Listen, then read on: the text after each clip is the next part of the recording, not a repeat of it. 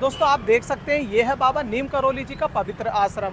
और मैं आपको बता दूं बाबा नीम करौली जी के इस आश्रम को चमत्कारी आश्रम भी कहा जाता है। तो आप जो एप्पल का फोन चलाते हैं वो बाबा नीम करौली जी की ही देन है, और वो कैसे है ये सब मैं आपको आगे वीडियो में बताऊंगा। जय श्री राम दोस्तों, स्वागत है आप सभी का फिर से सनातन धर्म की एक नए रहस्यमय मंदिर की वीडियो में। दोस्तों आज मैं आया हूँ बाबा नीम करौली जी के पवित्र आश्रम पर, जो कि देश विदेश में कैची धाम के नाम से प्रसिद्ध है।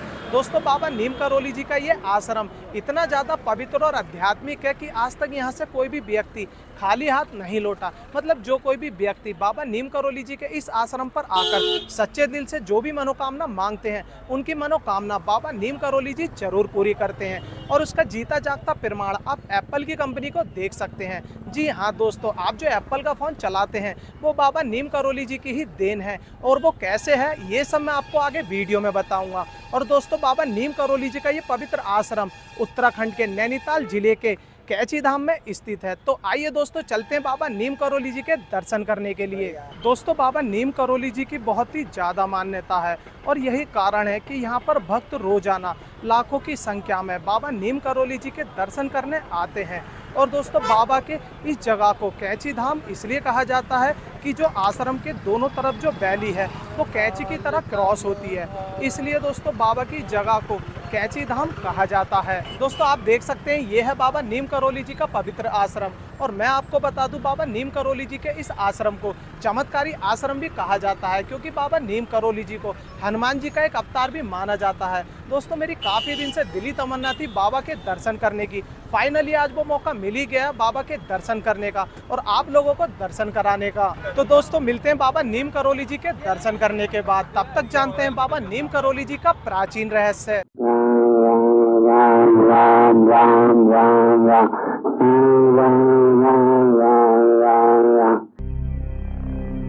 श्री नीम करौली बाबा का वास्तविक नाम लक्ष्मी नारायण शर्मा था, और बाबा को लक्ष्मण दास भी कहते थे। बाबा का जन्म सन 1900 के आसपास उत्तर प्रदेश में फिरोजाबाद के एक अकबरपुर गांव में हुआ था।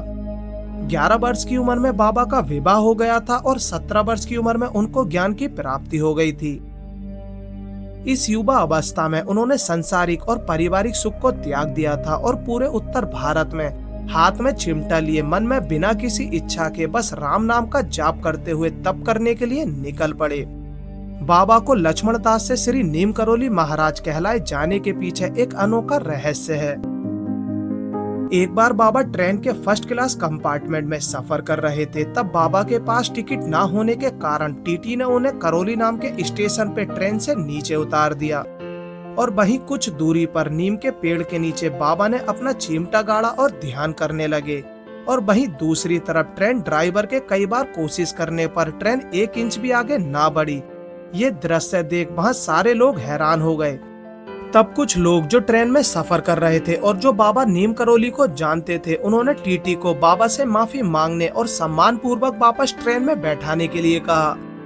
ऐसा करने से बाबा नीम करौली जी मान गए, और उनके बैठते ही ट्रेन चल पड़ी, और इसी वजह से करौली स्टेशन कहलाया नीम करौली, और बाबा लक्ष्मण दास जी कहलाए बाबा नीम करौली जी महाराज।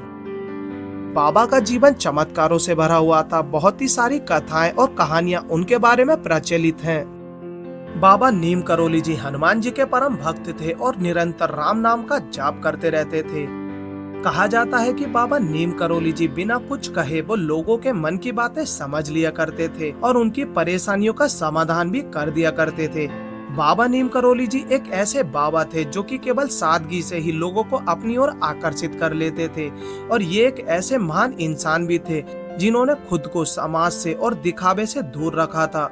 और शायद यही कारण है कि इस आश्रम में वीडियो बनाना और फोटो क्लिक करना सख्त मना है। बाबा के इस पवित्र आश्रम में 3 मंदिर बने हुए हैं। पहला मंदिर है माता वैष्णो देवी का, दूसरा हनुमान जी का, तीसरा है माँ दुर्गा का, और साथ ही बाबा नीम करौली जी की एक सुंदर मूर्ति भी बनी हुई है। 15 जून 1964 को बाबा ने इस धाम और यहाँ बने मंदिरों की स्थापना की थी, और तब से लेकर हर साल 15 जून को यहाँ भव्य भंडारे का आयोजन किया जाता है, जिसमें लोग भारत से ही नहीं बल्कि विदेशों से भी आते हैं। कहते हैं कि बाबा जी की चमत्कारी शक्तियां इतनी ज्यादा थी कि जिसकी वजह से यहाँ के गांव वाले या फिर देश विदेश से आने वाले लोग प्रभावित हो जाते थे। ऐसी ही आध्यात्मिकता और सफलता की खोज में एप्पल कंपनी के मालिक स्टीव जॉब्स 1974 में कैची धाम आए थे, लेकिन तब तक बाबा जी समाधि ले चुके थे। तो उनकी बाबा से मुलाकात तो नहीं हो सकी थी, लेकिन वो इस जगह से इतने ज्यादा प्रभावित हो गए थे कि उन्होंने इस जगह पर काफी दिन बिताए थे और यहाँ से उन्हें नई ऊर्जा और नई आध्यात्मिकता प्राप्त हुई। और यहाँ से जाने के बाद उन्होंने सन 1976 में अपनी कंपनी एप्पल की शुरुआत की। स्टीव जॉब्स ने कई जगह पर कई बार इस बात का जिक्र किया है कि उन्होंने कैची धाम में अपना काफी समय बिताया है और यहाँ का आध्यात्मिक अनुभव उनका बहुत ही ज्यादा शानदार रहा है। और ये भी कहा जाता है कि बाबा नीम करोली जी का सबसे पसंदीदा फल सेब था और इसी बात से इंस्पायर होकर स्टीव जॉब्स ने अपनी कंपनी का नाम और लोगो एप्पल रखा था, जो कि आने वाले समय में दुनिया की सबसे नंबर 1 कंपनी साबित हुई। एप्पल कंपनी की सक्सेस के बाद स्टीव जॉब्स ने अपने एक इंटरनेशनल इंटरव्यू में खुद ये बात कही थी कि यदि कोई व्यक्ति अपने जीवन में असफल हो जाए और उसे ऐसा लगने लगे कि जीवन में अब कुछ भी नहीं बचा, सब कुछ खत्म हो गया, तो वो भारत जाए, जहां उत्तराखंड राज्य में कैची धाम नाम की एक जगह है। वहां जाके वो बाबा नीम करोली जी के दर्शन करे और सच्चे दिल से अपनी नई जिंदगी की शुरुआत करे, उसको सफलता जरूर प्राप्त होगी। इसके बाद उन्होंने फेसबुक के मालिक मार्क जुकरबर्ग को यहाँ आने के लिए कहा, जिनको फेसबुक को नेक्स्ट लेवल तक ले जाने की मोटिवेशन कैची धाम से ही मिली थी। यहाँ तक कि हॉलीवुड एक्टर जूलिया रॉबर्ट, जिन्होंने श्री बाबा नीम करोली जी की केवल तस्वीर ही देखी थी और उनका मन परिवर्तित हो गया था, जिसके बाद उन्होंने सनातन धर्म को पढ़ना शुरू कर दिया था। और हाल ही में अभी करीब 1 साल पहले हमारे देश के मशहूर क्रिकेटर विराट कोहली और उनकी पत्नी अनुष्का शर्मा यहाँ कैची धाम बाबा नीम करोली जी के दर्शन करने आए थे।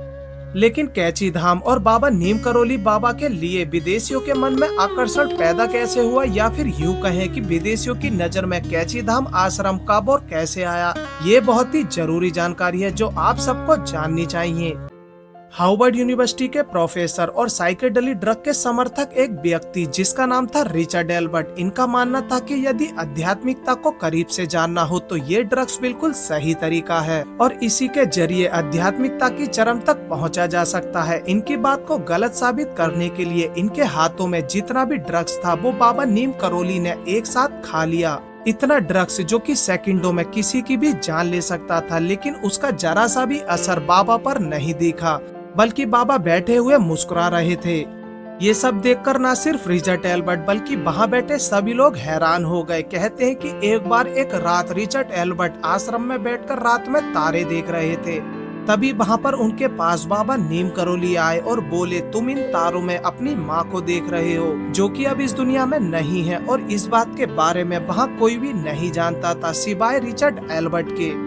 और ये सुनते ही रिचर्ड एल्बर्ट बाबा नीम करोली जी के पैरों में गिर पड़े। उसके बाद रिचर्ड एल्बर्ट ने आश्रम में रहकर बाबा नीम करोली जी की सेवा करना शुरू कर दिया और बाबा नीम करोली जी के साथ काफी समय बिताया। और यहाँ रहते हुए उन्होंने अपना नाम रिचर्ड एल्बर्ट से बदलकर रामदास रख लिया।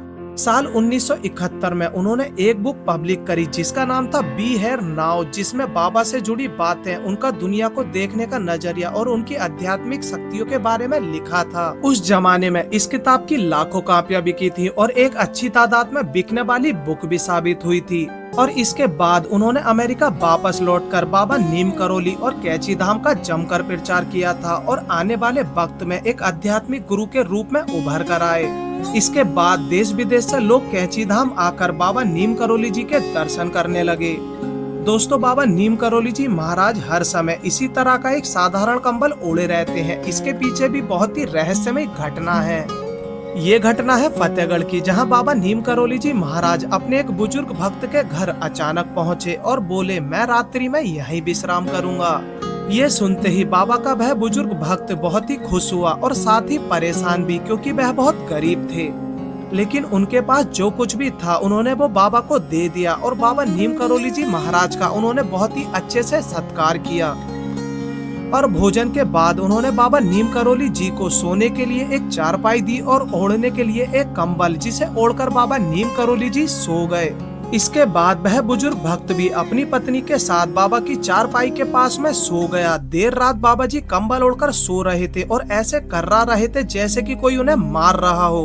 और तभी वो बुजुर्ग पति पत्नी उठे और सोचने लगे कि आखिर क्यों बाबा इतनी पीड़ा से तड़प रहे हैं। फिर जैसे तैसे रात बीती और सुबह हो गई और बाबा जी के पास जो कंबल था वो उन्होंने लपेटकर अपने उस बुजुर्ग भक्त को दे दिया और कहा, जाओ इसे गंगा में प्रवाहित कर दो, लेकिन ध्यान रहे इसे रास्ते में खोलकर मत देखना वरना बड़ी मुसीबत में फंस जाओगे। बाबा जी के कहे मुताबिक जब वो कंबल को गंगा में प्रवाहित कर रहा था तो उसे कुछ ऐसा महसूस हुआ कि कंबल के अंदर कुछ लोहे जैसा सामान है, लेकिन बाबा जी ने तो खाली कंबल दिया था और मना भी किया था कि तुम्हें इसे रास्ते में खोलकर नहीं देखना है। तब बाबा के आदेश का पालन करते हुए उस बुजुर्ग भक्त ने उस कंबल को गंगा में वैसे ही प्रवाहित कर दिया। और इस घटना के करीब 1 महीने बाद बुजुर्ग भक्त का इकलौता बेटा घर वापस आया, जो कि ब्रिटिश फौज में सैनिक था और सेकेंड वर्ल्ड वॉर के टाइम पर वहां फ्रंट पर तैनात था। बेटे को घर पर देख बुजुर्ग पति पत्नी की खुशी का ठिकाना ही नहीं था, लेकिन बेटे ने जो बताया उसने सबको हैरान कर दिया। बेटे ने कहा कि करीब 1 महीने पहले मैं दुश्मनों के बीच में घिर गया था और रात भर गोलीबारी चलती रही। उसके बाकी साथी मारे गए लेकिन वो अकेला बच गया। बेटे ने कहा कि मैं अकेला कैसे बच गया, ये चमत्कार कैसे हुआ मुझे नहीं मालूम। गोलीबारी ऐसे चल रही थी कि कोई भी हमारा सैनिक नहीं बचा, लेकिन एक भी गोली मुझे आकर नहीं लगी। मैं रात भर दुश्मनों से लड़ता रहा और जिंदा बच गया और युद्ध के बाद आप दोनों के सामने सही सलामत खड़ा हूँ।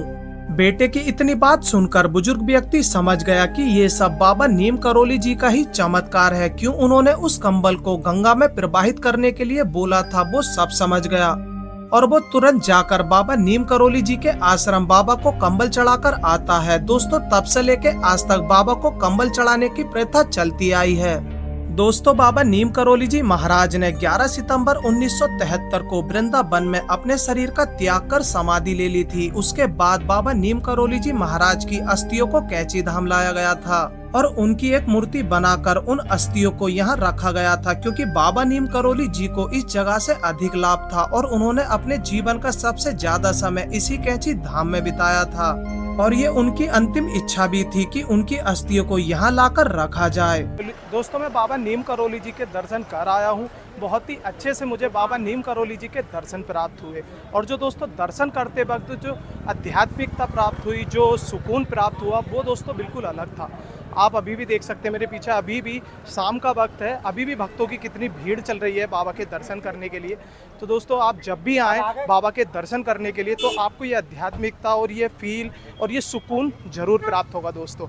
और दोस्तों मेरे द्वारा दी गई बाबा नीम करोली जी की रहस्यमय जानकारी और बाबा नीम करोली जी के इस आश्रम की जानकारी कैसी लगी कमेंट में जाके ज़रूर बताना, और जानकारी अच्छी लगे तो वीडियो को लाइक ज़रूर करना और इसी तरह के रहस्यमय मंदिरों की जानकारी जानने के लिए चैनल को सब्सक्राइब जरूर कर लेना। तो दोस्तों मिलते हैं नए रहस्यमय मंदिर की वीडियो के साथ, जब तक के लिए जय श्री राम।